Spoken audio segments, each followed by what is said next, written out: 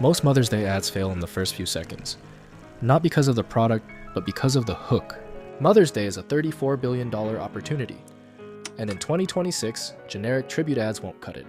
People only stop scrolling when a hook feels real, when it triggers something emotional. So let's explore 5 hook frameworks that not only make your ad stand out, but also look into what makes them convert and who they're targeting. Dear Mom, Every good thing. I have in my life is because of you. I know what you sacrificed. And I will never be able to really thank you for it.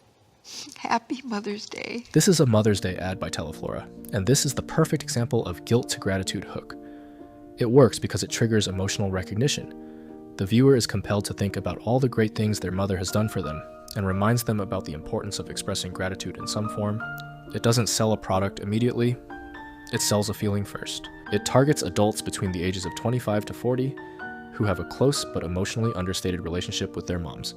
These are high converters for things like gifting products, jewelry, food, wellness, and flowers. This Mother's Day, remember to spoil your mom and give her a gift that will help her walk. This hook combines a pattern interrupt with a clear pain point.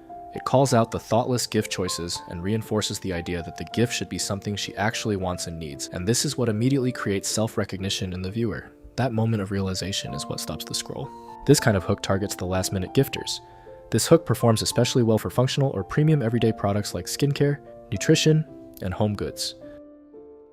My mom's never had a Mother's Day gift, so I'm gonna change that and buy her the best present with $5. This is a personal story plus social proof hook. It borrows the voice of the customer, which immediately feels native to the feed. In fact, the less polished it looks, the better it is. It targets the daughters who want to feel like they're putting in some real thought behind the gift. This converts well for personalized or curated DTC products. With Mother's Day around the corner, I really wanted to do something special to celebrate my mom. This is an emotional narrative loop hook. The narrative of an adult child giving something to the parent triggers nostalgia and recognition simultaneously. This hook appeals to a broad audience, especially those who feel physically or emotionally distant from their mothers and want to reconnect. It works particularly well for premium jewelry, experiential gifts, flowers, and travel. When motherhood gets tough, we've got your back. Gum in the hair? Coat it in peanut butter. Otherwise, just... This is a credibility inversion hook. It disarms the viewer by acknowledging their existing beliefs. Then you use that to introduce UGC, a testimonial, or a real customer story as the actual ad.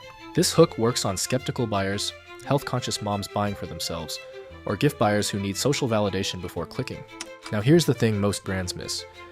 You don't need a new shoot to make 5 different Mother's Day hooks. You already have the footage. This is where Recharm helps you.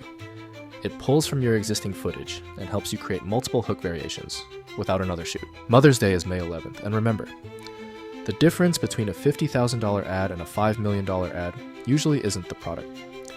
It's the first 3 seconds. Yes, your product isn't competing with another brand. It's competing with someone's attention span.